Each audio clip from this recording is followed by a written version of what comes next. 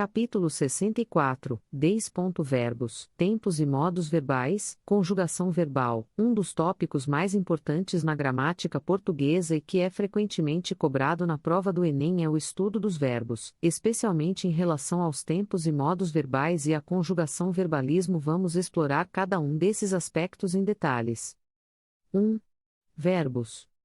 Verbos são palavras que indicam ações, estados, fenômenos da natureza, mudanças de estado, entre outros. Eles são a alma de uma frase, pois sem eles, a frase não teria significado.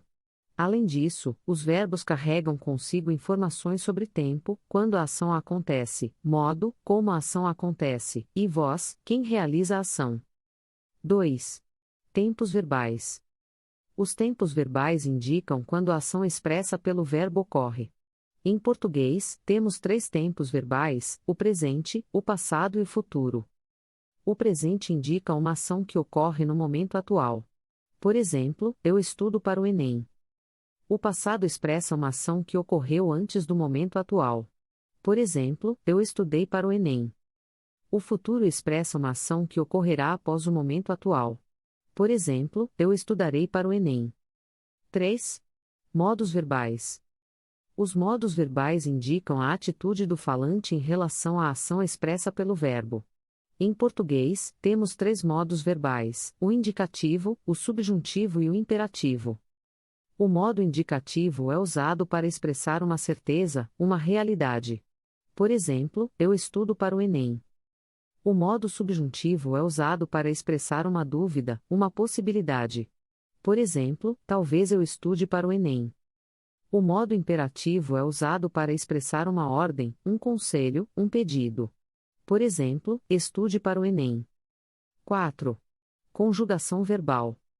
A conjugação verbal é o processo de flexionar o verbo de acordo com a pessoa, o número, o tempo, o modo e a voz. Em português, temos 3 conjugações verbais: a primeira conjugação, verbos terminados em ar; a segunda conjugação, verbos terminados em er; e a terceira conjugação, verbos terminados em ir. Por exemplo, o verbo estudar pertence à primeira conjugação.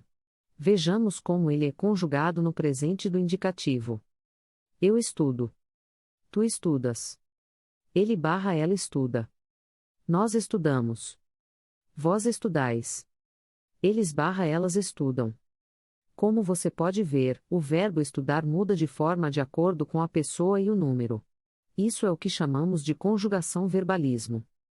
Em resumo, o estudo dos verbos, dos tempos e modos verbais e da conjugação verbal é fundamental para o domínio da língua portuguesa e para a realização de uma boa prova do Enem.